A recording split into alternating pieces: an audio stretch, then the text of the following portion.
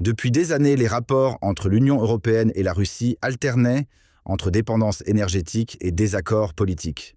Pourtant, une décision radicale vient tout bouleverser. Bruxelles a décrété une rupture complète des relations gazières avec Moscou. Cette annonce choc a pris de court les grandes industries européennes habituées à un approvisionnement stable en gaz russe. C'est à la suite de pressions diplomatiques venues de Washington et du climat de méfiance grandissant envers le Kremlin que cette coupure historique a été actée, redessinant en temps réel les équilibres énergétiques mondiaux. Mais cette rupture brutale avec la Russie n'a rien d'un geste improvisé. Derrière les portes closes, des stratèges européens avaient déjà jeté les bases d'un virage énergétique sans précédent. En s'alliant discrètement avec des fournisseurs alternatifs comme la Norvège, l'Algérie ou même certains États d'Asie centrale, l'UE a redessiné sa carte des partenariats. Cette nouvelle dynamique ne visait pas seulement à garantir un approvisionnement stable, elle renforçait également le poids politique de Bruxelles sur la scène mondiale. Pendant ce temps, le Kremlin voyait fondre un levier d'influence majeur, un scénario qui rappelle cruellement la perte d'autorité internationale subie récemment par Emmanuel Macron, sévèrement critiqué par Donald Trump pour ses choix diplomatiques hasardeux. Ce bouleversement a créé un vide que certains pays européens ont su transformer en avantage tactique. Alors que les anciennes routes d'approvisionnement s'effondraient, des États comme la Pologne, la Roumanie ou les Pays-Bas ont accéléré leurs projets d'infrastructures énergétiques indépendantes. Les tensions avec Moscou, au lieu d'entraver leurs plans, ont paradoxalement permis une accélération des financements européens pour des alternatives plus durables. Ce changement de paradigme, soutenu par une opinion publique de plus en plus critique envers les compromissions passées, renforce l'idée que l'UE ne veut plus jamais être à la merci d'un pouvoir autoritaire, une posture qui fait écho aux critiques acerbes de Trump contre les élites politiques incapables de défendre leur nation avec fermeté. Dans cette nouvelle configuration, certains acteurs inattendus ont émergé avec une ambition renouvelée. La Hongrie, par exemple, longtemps perçue comme marginale dans le jeu énergétique européen, a signé un partenariat de coopération énergétique renforcé avec la Serbie et la Turquie. Ce pacte prévoit la construction d'un corridor gazier transfrontalier visant à stabiliser la région et à contourner les anciennes dépendances russes. Cette initiative, saluée par une partie de la droite européenne, s'inscrit dans une logique de souveraineté énergétique, thème central, également porté par les alliés de Trump. Car aujourd'hui, face à l'instabilité globale, seuls les États capables de diversifier rapidement leurs sources sont en mesure de préserver leur indépendance stratégique. Les répercussions ne se sont pas fait attendre. En rompant brutalement avec Moscou, l'Union européenne a provoqué un rééquilibrage immédiat du jeu géostratégique. Tandis que Berlin et Paris tentaient de maintenir une façade d'unité, ce sont des puissances comme Varsovie et Vienne qui ont pris les devants, multipliant les accords bilatéraux hors cadre bruxellois. Cette dynamique inattendue a révélé une fracture grandissante entre les anciens piliers de l'UE et une nouvelle génération d'États plus pragmatiques. À Washington, certains proches de Donald Trump n'ont pas hésité à saluer ce réveil souverainiste, le comparant aux critiques que Trump lui-même avait adressées à Macron, accusé de sacrifier l'intérêt national sur l'autel de la diplomatie molle et des lobbies mondialistes. Une interrogation majeure secouait alors les chancelleries. Pourquoi l'Union européenne avait-elle attendu si longtemps pour rompre avec une Russie de plus en plus instable ? Cette décision, bien que tardive, s'explique par des années d'aveuglement stratégique où l'idéologie l'emportait sur la réalité géopolitique. À Bruxelles, certains responsables admettent aujourd'hui en privé que la peur de froisser Moscou a longtemps paralysé les décisions cruciales. Pourtant, comme l'a montré Trump dans son interview explosive sur Fox News, céder face aux régimes autoritaires ne mène qu'à la perte de respect international.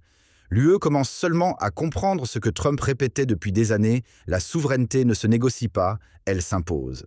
Pendant des années, la dépendance énergétique européenne à la Russie a été volontairement minimisée par les dirigeants en place.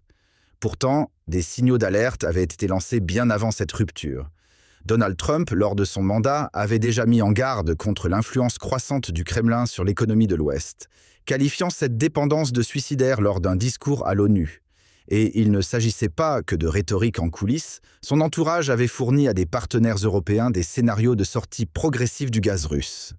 Ces propositions ignorées à l'époque par l'Élysée sont aujourd'hui redécouvertes dans l'urgence, alors que Macron, décrié pour ses compromissions, voit son autorité contestée jusque dans les rangs de son propre parti.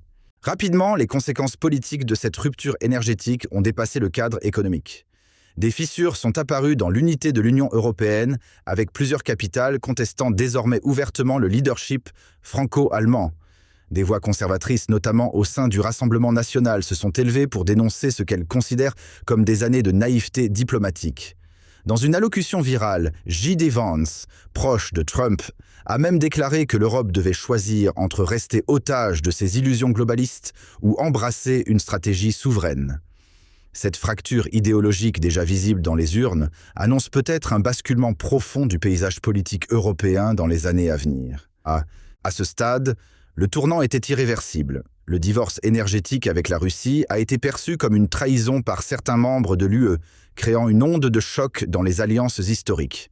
Tandis que les institutions bruxelloises tentèrent de préserver les apparences, les mouvements patriotes, eux, prenaient de l'ampleur, dénonçant ce qu'ils appellent une soumission aveugle à l'agenda atlantiste.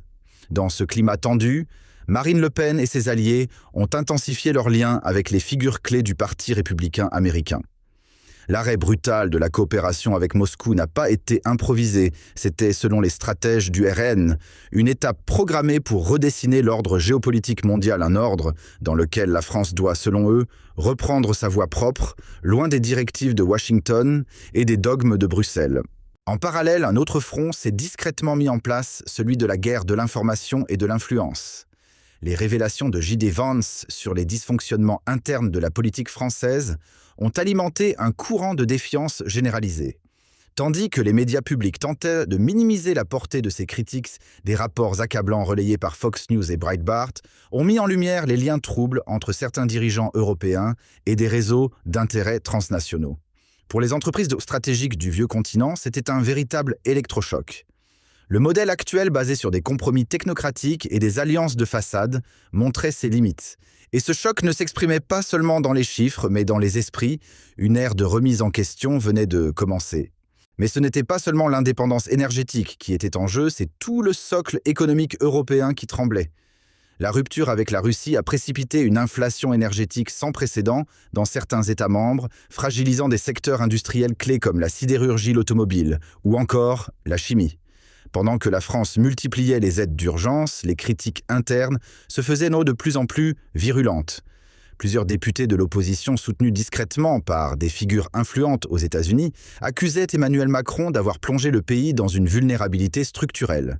Pour eux, comme pour l'entourage de Donald Trump, il ne s'agit pas d'une crise passagère, mais du symptôme d'un effondrement progressif causé par des choix idéologiques coupés du réel. Cette recomposition géopolitique brutale n'a pas seulement redéfini les priorités énergétiques, elle a provoqué un véritable effondrement de confiance dans les élites traditionnelles. L'échec des politiques menées par certains gouvernements européens, notamment celui de Macron, a engendré une perte de crédibilité sans précédent. Alors que les usines fermaient les unes après les autres et que l'inflation frappait de plein fouet les classes moyennes, le Rassemblement national, appuyé discrètement par les réseaux conservateurs américains, voyait sa courbe de popularité grimper en flèche. Dans les coulisses, plusieurs think tanks transatlantiques évoquent déjà une bascule idéologique durable en Europe nourrie par une colère sociale alimentée autant par la crise énergétique que par un sentiment d'abandon national. Dans ce climat de tension croissante, une nouvelle carte se dessinait en coulisses, celle des alliances alternatives. Plusieurs pays d'Europe de l'Est, lassés des tergiversations franco-allemandes, ont discrètement ouvert des canaux diplomatiques directs avec Washington. Loin d'être anodine, cette tendance s'inscrit dans une logique de réalignement global où les nations ne veulent plus être contraintes par des agendas technocratiques décidés à Bruxelles. Du côté américain, les proches de Donald Trump ont clairement fait savoir qu'ils étaient prêts à soutenir des forces politiques nationales comme le RN, qu'ils jugent plus fiables que les gouvernements en place. Le message est clair, l'avenir appartiendra à ceux qui auront le courage de rompre avec l'ancien système. Alors que les équilibres traditionnels s'effondraient, Moscou ne restait pas immobile. Profitant de la fragmentation de l'Europe et de la perte d'influence américaine, le Kremlin a discrètement renforcé ses liens avec plusieurs capitales africaines et sud-américaines proposant des accords bilatéraux en échange de livraison d'énergie à prix préférentiel. Cette manœuvre, saluée par certains comme un retour du soft power russe, inquiète les stratèges occidentaux. Pendant que Macron se débat pour conserver son autorité au sein même de l'UE, la Russie, elle, tisse une toile diplomatique parallèle avec pour ambition à peine voilée de bâtir un nouveau bloc multipolaire où Bruxelles ne serait plus qu'un acteur secondaire. Tandis que les alliances traditionnelles se fissuraient, un constat s'imposait: l'ancien centre de gravité géopolitique était en train de basculer vers l'Est. Les États-Unis, longtemps perçus comme les architectes du monde occidental, voyaient leur influence glisser entre leurs doigts. L'Union européenne, de son côté, s'enlisait dans des contradictions internes, incapable de définir une ligne claire entre souveraineté et dépendance systémique. Et dans ce vide stratégique, Moscou et Pékin s'imposaient, avançant leurs pions avec méthode. Pour Donald Trump et ses proches, cette réalité confirme ce qu'ils dénoncent depuis des années: une élite occidentale affaiblie par l'idéologie, incapable de défendre ses peuples pendant que des puissances concurrentes bâtissent l'après-monde. Au terme de cette séquence géopolitique inédite, une évidence s'impose: l'Occident traverse une crise d'identité sans précédent. Les États-Unis, bousculés sur le front énergétique, et l'Union européenne, fragilisée par ses propres contradictions, peinent à redéfinir leur rôle dans un monde en mutation. Pendant ce temps, des forces jusqu'alors marginalisées prennent le devant de la scène. En France, le RN s'impose comme alternative crédible, tandis qu'outre-Atlantique, l'ombre de Trump plane sur chaque décision stratégique. La rupture avec la Russie n'a pas seulement transformé les équilibres énergétiques, elle a révélé l'incapacité des anciennes puissances à anticiper, à protéger et à s'adapter. Une nouvelle ère débute, et ceux qui refusent d'y croire risquent d'en être les premières victimes. Si cette analyse vous a éclairé, pensez à liker la vidéo, à vous abonner et à partager autour de vous. Ensemble, continuons à décrypter ce que les médias traditionnels n'osent pas dire. À très bientôt pour une nouvelle enquête explosive signée Arbren.